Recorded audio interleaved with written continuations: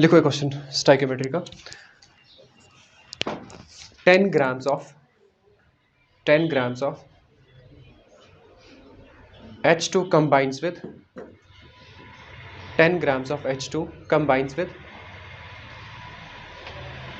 2 moles of O2. 10 grams of H2 combines with 2 moles of O2 to produce water.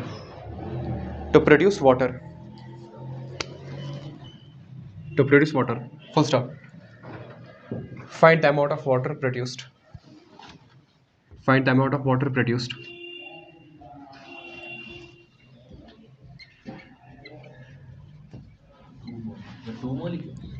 Two moles. Question clear हुआ? 10 grams आपने H2 के लिए है और 2 moles लिए हैं O2 के। आपको बताना है वाटर का फॉर्मेशन कितना हो रहा है, कितना अमाउंट ये वाटर का फॉर्म हो रहा है। आप ये बताओ मुझे इन ग्राम्स, बताओ मुझे in grams as well as moles, in grams as well as moles, moles में और ग्राम्स में बताओ मुझे वाटर का फॉर्मेशन कितना हो रहा है। ट्राई कर लो। रिएक्शन लिखना आता है ना? Let me right the reaction, उसके बाद आप खुद करोगे। H2 plus O2 gives H2O twice. Do it. मुझे बस इतना बता दो, क्या इसमें लिमिटिंग रिएजेंट फाइंड करना है? यस, डेफिनेटली, क्योंकि दोनों रिएक्टेंट्स का डेटा गिवन है। Please have a look here. देखो इधर, इसका है 10 ग्राम्स गिवन, इसको मैं कन्वर्ट करूंगा number of moles of hydrogen में, तो वो आ जाएगा given mass divided by molar mass. Molar mass कितना होता है हाइड्रोजन का? 2। क्लियर? तो वो कितना आएगा? 5। अब number of moles of O2 वो कितना है? वो ऑलरेडी आपको गिवन है डायरेक्टली 2। अब मैं मोल रेशो चेक करूंगा। मोल रेशो में कैसे चेक करूंगा? Number of moles of hydrogen divided by it's stoichiometric coefficient, तो 2। Number of moles of oxygen divided by it's stoichiometric coefficient, ये आ जाएगा 5/2, ये आ जाएगा 2/1, ये बन जाएगा 2.5 और ये बन जाएगा 2। दोनों में से स्मॉलर कौन सा है? 2। That means O2 is limiting reagent. आपको क्लियर हुआ आरजू? आपने 2 बार इसको डिवाइड किया था। Now this is limiting reagent, you have to use oxygen for the further process. ठीक है, तो ऑक्सीजन का कितना अमाउंट गिवन है? 2 मोल्स। ठीक है, फिर से लिख लेते हैं रिएक्शन, ऐसे मैसअप हो जाता है। Twice H2 plus O2 gives twice H2O। Fine, अब हमें पता है लिमिटिंग रिएजेंट ये है, इसी का डेटा हम लिखेंगे। इसके कितने मोल्स गिवन है? 2 मोल्स। ये क्वेश्चन वाला डेटा है। आप बैलेंस्ड केमिकल इक्वेशन वाला डेटा लिखोगे। अगर आपके पास 1 मोल होता है O2 का, कितने मोल्स प्रोड्यूस होते हैं वाटर के? 2 मोल्स। हाँ जी, ठीक है। अगर आपके पास 1 मोल्स है इसके, तो इसके कितने मोल्स प्रोड्यूस हो रहे हैं? 2 मोल्स। क्वेश्चन में पूछ रहा है इसके 2 मोल्स है, तो इसके कितने मोल्स होंगे? 4 मोल्स। क्लियर? वो हम बाद में देखेंगे। ठीक है, नेक्स्ट मास का भी बताना है ना हमें। इसका कितना मास है इन ग्राम्स? अगर इसका 1 मोल है, उस टाइम पे इसका कितना मास होता है? 36 ग्राम्स। Is it clear? तो एक साथ इसका आंसर आएगा। Pay attention, will start with the moles. 1 mole of O2, ये वाला, gives 2 moles of water. Correct? ठीक है, अब आपके पास 1 मोल नहीं, कितने मोल्स हैं? 2 moles. Therefore 2 moles of O2 gives 4 moles of, ऐसे 2 इंटू 2, 2 इंटू 2, वो कितना आएगा? 4 moles of water. Is it clear? Next है मास बताना है। 1 मोल 36 ग्राम्स प्रोड्यूस कर रहा है। 1 मोल of O2 gives 36 gram water. आपके पास 1 मोल नहीं है, कितने मोल्स है? 2 moles. Therefore 2 mole of O2 gives 36 multiplied by 2, वो होगा 72 gram water. Are we clear? समझ आया? अगर नहीं आया तो मैं फिर से समझा दूंगा। प्लीज मुझे बताओ कहां पे दिक्कत है। आपको वहां से दिख रहा है ये? कोई है जिसको ये समझ नहीं आया, मुझे अभी बताओ, मैं एक्सप्लेन करूंगा जल्दी। कंसंट्रेशन टर्म्स, फिर कंसंट्रेशन अंडरलाइन करो। कंसंट्रेशन होता क्या है? कंसंट्रेशन होता है, it is defined as it is defined as the amount of solute, it's defined as the amount of solute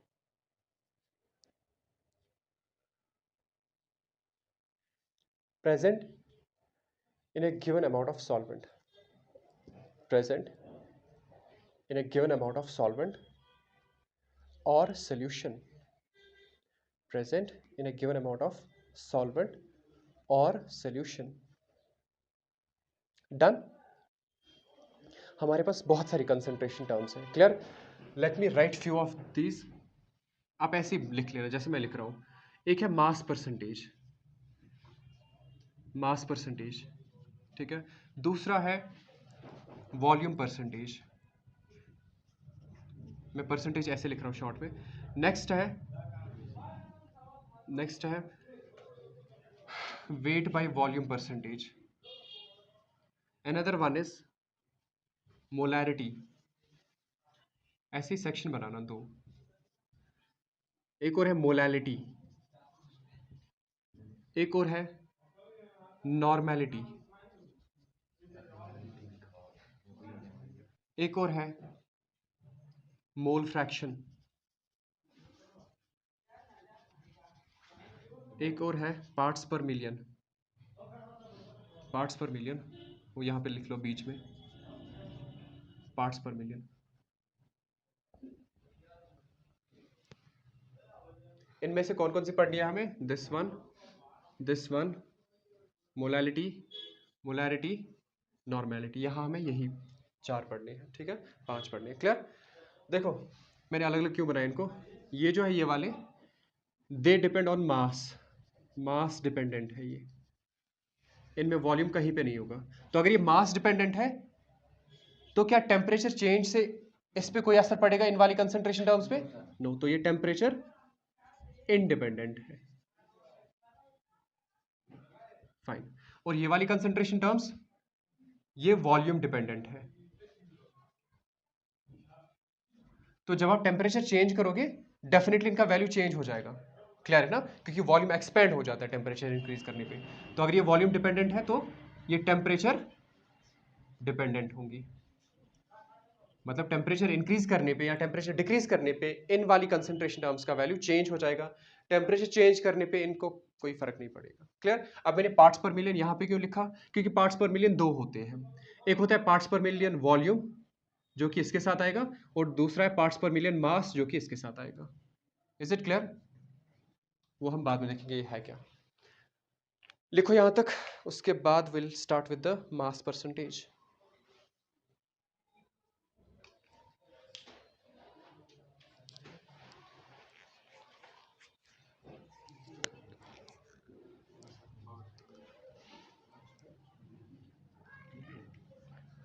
क्योंकि हम सॉल्यूशंस पढ़ रहे हैं तो सॉल्यूशंस में हमने वो सब चीज़ें डिफाइन की है। सॉल्यूशन में सोल्यूट होता है, सॉल्वेंट होता है, how to identify solute, how to identify solvent, लिखा है ना वो, ठीक है, लिखा है यहाँ तक। नेक्स्ट हेडिंग डाल दो mass percentage. Is this clear? ये लिखा, मास परसेंटेज हेडिंग डाल दो next. Mass percentage, mass percentage का दूसरा नाम है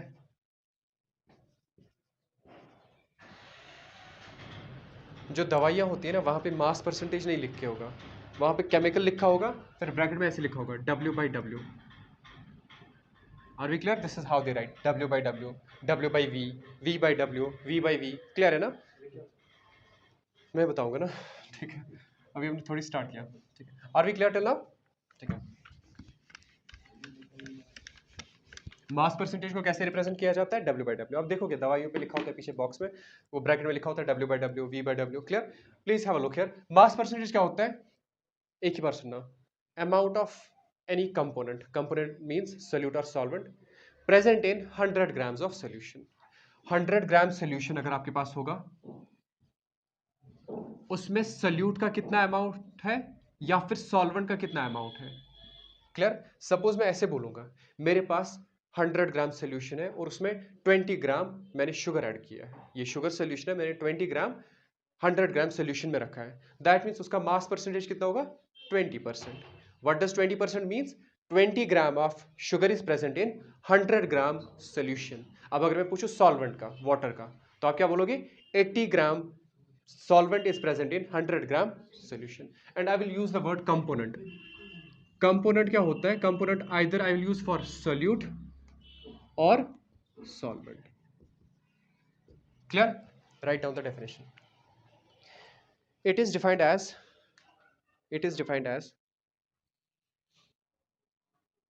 the mass of component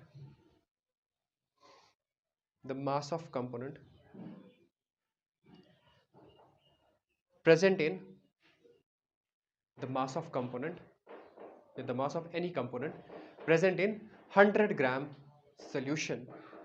It is defined as the mass of any component present in 100 gram solution.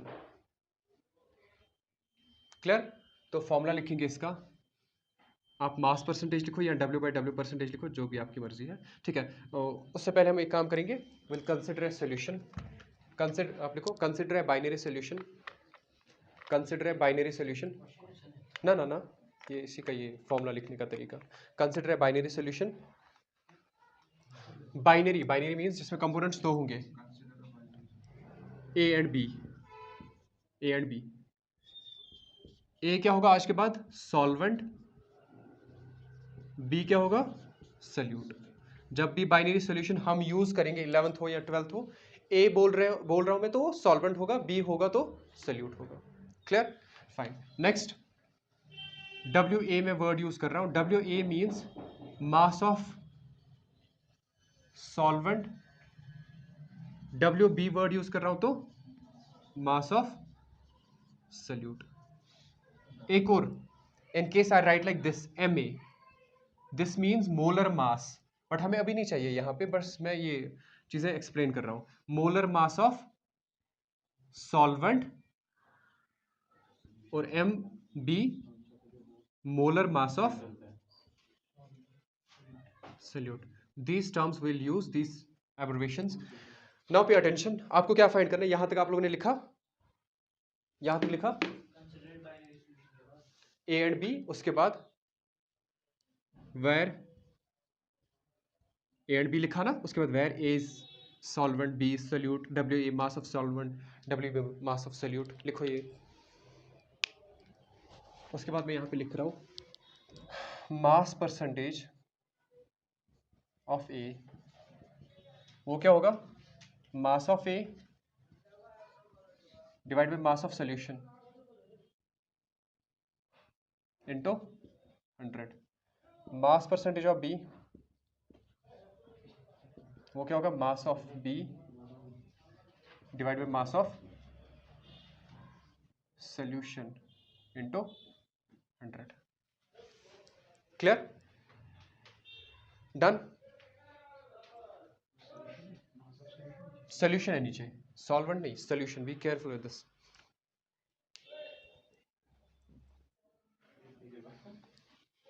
Is this clear? यहां तक समझ आया? अब लिखो नेक्स्ट, उसके बाद एग्जाम्पल एक। एग्जाम्पल लिखो, the mass percentage of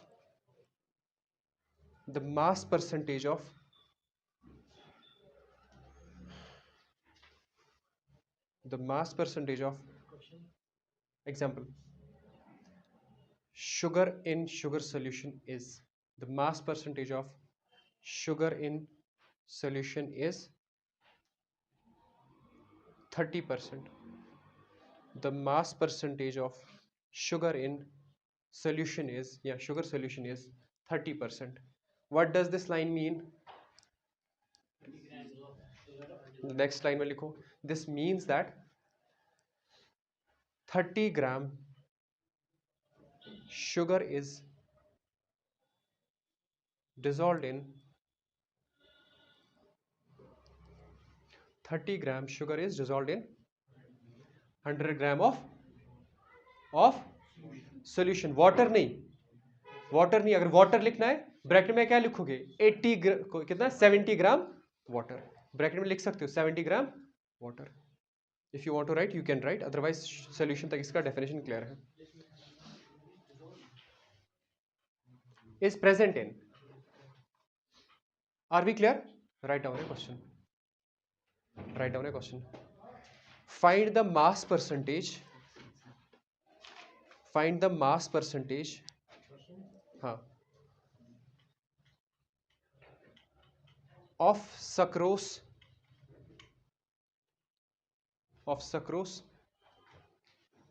find the mass percentage of आप लिखो 30 ग्राम sucrose in 100 gram water.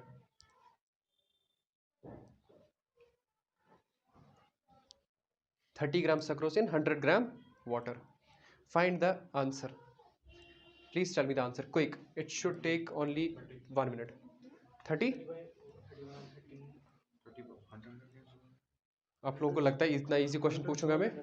100 solvent है आपको, लेकिन डिनोमिनेटर में क्या होना चाहिए? सोल्यूशन. तो दोनों को ऐड करना है. Very good, B careful with this. क्या आ रहा है आंसर? 30 आ रहा है? 30 नहीं आएगा, क्योंकि डिनोमिनेटर में चेक करो यहाँ पे क्या लिखा है, सोल्यूशन. आपको मैंने 100 ग्राम वाटर दिया है, तो 100 ग्राम प्लस डिनोमिनेटर में होगा 100 प्लस 30, ऊपर होगा 30 डिवाइड बाय 100 प्लस 30 इंटू 100. समझ आ रहा है?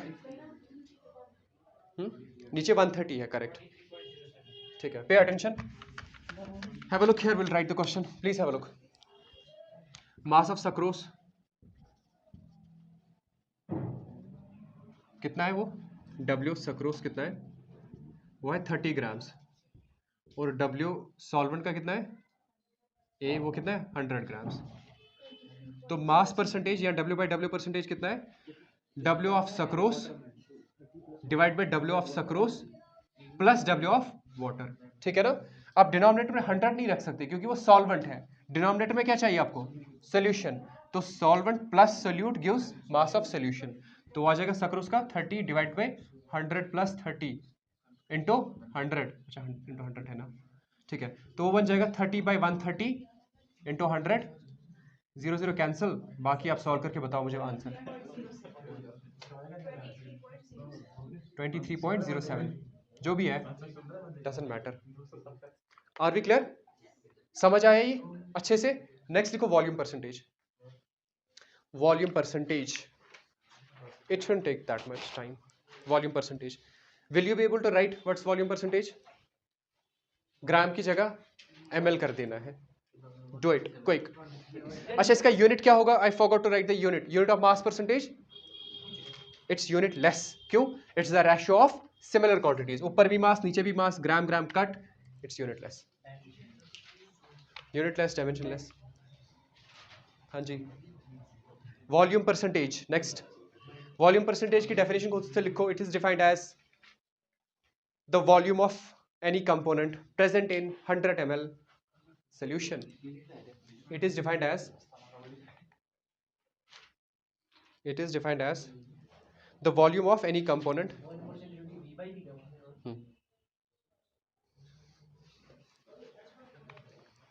It is defined as the volume of any component present in 100 ml solution. अच्छा, एक और डिस्क्लेमर हमेशा याद रखना, 1 ml होता है बराबर 1 सेंटीमीटर क्यूब. ये कहीं पे लिख के रखना साइड में, हमेशा याद रखना. If you forgot this you might lose any questions. 1 ml होता है 1 सेंटीमीटर क्यूब के बराबर. दैट मीन्स अगर आपके पास एक बॉक्स है जिसकी लेंथ क्या है 1 सेंटीमीटर, ब्रेड भी 1 सेंटीमीटर और हाइट भी 1 सेंटीमीटर, उसमें पानी कितना पहुंचेगा? 1 ml. करेक्ट?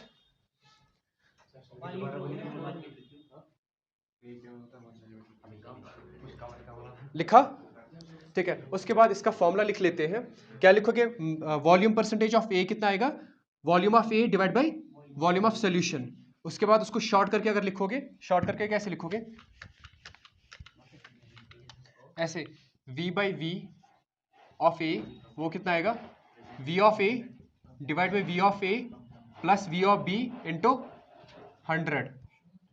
हाँ हाँ, ऐसे लिखते हैं ना, मास ऑफ, यहाँ पे वॉल्यूम लिखते हो आप, ठीक है ना। इसी तरह v by V of b, वो कितना आएगा, v of b divide by v of b plus v of a into 100। v of b plus v of a किसके बराबर होगा, volume of solution, simple.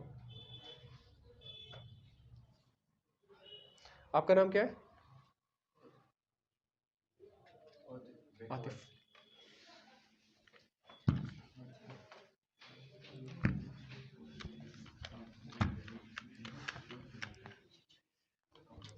Is it clear, formula लिखा, question कर रहे हैं कोई, क्वेश्चन करोगे, let me C, I think रहने दो, अच्छा लिख लो, एग्जाम्पल लिखो, a 10% solution of sodium chloride, a 10% solution of sodium chloride in V by V, a 10% solution of sodium chloride in V by V, in V by V means that क्या लिखोगे इसका meaning आगे, ये example है, means that क्या लिखोगे आगे इसका, 100 ml लिखो, इस means that 10 ml of NaCl, means that 10 ml of NaCl is present in 10 ml of NaCl is present in 100 ml solution। मतलब अगर आपके पास 100 ml solution है, उसमें NaCl का कितना है, 10 ml। क्लियर, डन, ठीक है, क्वेश्चन लिखने की जरूरत नहीं है, will do questions letter. You please right, एक और है इसी का, if I ask you guys weight by volume, काफी फेमस है this one, percentage W by V, कोई बता सकता है ये क्यों पढ़ना है हमें, क्योंकि अक्सर आपका सॉल्यूट जो होता है ना, वो सॉलिड होता है, जो कि आप किस में मेजर कर सकते हो, वेट में, और किस में डिसॉल्व करोगे, किसी लिक्विड में, लिक्विड का आप क्या फाइंड कर सकते हो, वॉल्यूम। आर वी क्लियर, तो W बाई V को आप कैसे डिफाइन करोगे, अच्छा इससे पहले हो ना, 10% NaCl सोल्यूशन मींस, और बोला था V by V, that means 10 ml NaCl in 100 ml solution, ठीक है। तो क्या लिखोगे इसका definition, it is defined as the mass of any component present in 100 ml solution, V है ना डिनोमिनेटर में, लिखो, it is defined as the mass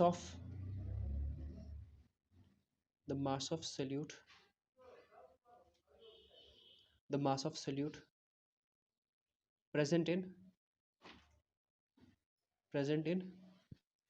100 ml solution,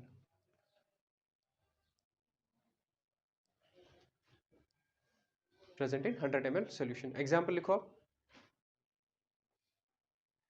at 10% sodium chloride solution, at 10% sodium chloride solution in W by V, at 10% sodium chloride solution in W by V means that, फिर से सुनो, at 10% NaCl solution या sodium chloride solution in W by V means that, क्या मतलब है इसका,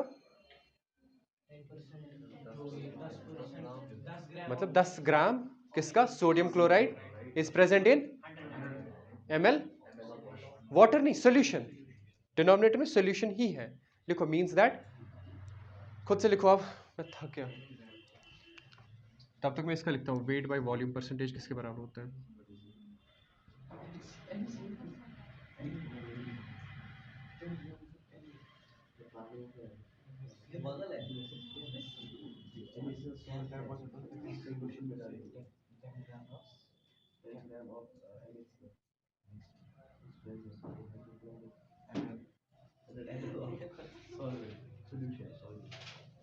this will be the formula. और एक चीज, जब भी हम कंसंट्रेशन बोलते हैं ना, हम पर्टिकुलरली रेफर करते हैं सोल्यूट के अमाउंट को, ठीक है।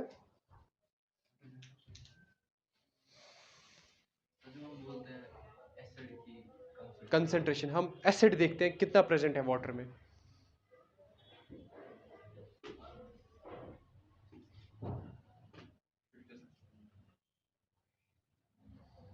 कोई और डाउट किसी को?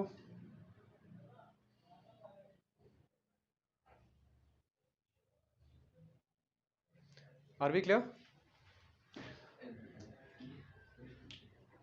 डन यहां तक? Write down one of my favourite questions. Question लिखो। If 11 gram oxalic acid,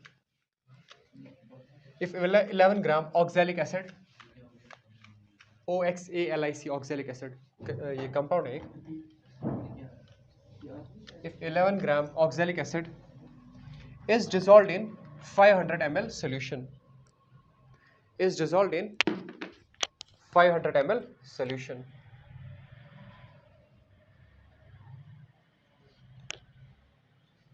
density लिखो इसका ब्रैकेट में। हाँ, 500 ml solution, डेंसिटी लिखो इसका 1.1 ग्राम पर ml, full stop. Find mass percentage, quickly do it। 11 gram oxalic acid, in case anybody wants to write the formula, oxalic acid का होता है COH, इथेन डाइओइक एसिड या इथेन 1,2 डाइओइक एसिड। इसको ये oxalic acid का formula है, आपको लिखने की जरूरत नहीं है। ऑब्वियसली समझा करो, सॉल्यूशन के बाद ही लिखा है ना, तो ये सॉल्यूशन का होगा, मैंने इसलिए नहीं लिखा यहाँ पे। Find the mass percentage, will you be able to do it? It's one of the good questions, I can say.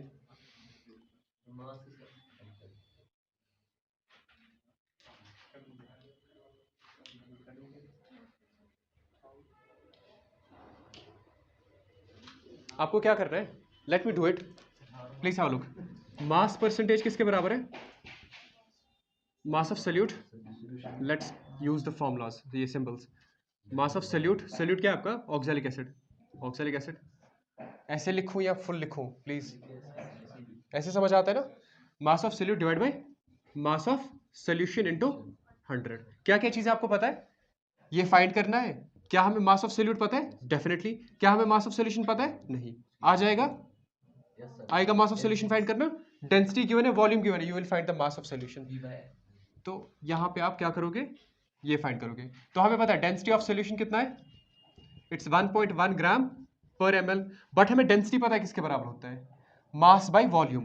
तो mass of solution divide by volume of solution, वो किसके बराबर है? 1.1 ग्राम पर ml। मास ऑफ सोल्यूशन कितना है वो हमें नहीं पता, वो हमें चाहिए। वॉल्यूम ऑफ सोल्यूशन कितना है? It's 500 ml। ठीक है, तो ऐसे मास ऑफ सोल्यूशन कितना आएगा? 1.1 multiplied by volume of solution. 1.1 multiplied by volume of solution कितना है? 500 ml। ठीक है, मल्टीप्लाई करोगे कितना रहे? 550। तो वो आ जाएगा मास। मास कितना है? ग्राम्स में। तो you will put this in this, you will get the value. Oxalic acid का मास है 11 grams divided by 550 grams multiplied by 100। Gram gram cancel, 11 ones 11 five, 0 0 0 cancel, 5 ones 5 twos, तो आ जाएगा 2%। Is this clear?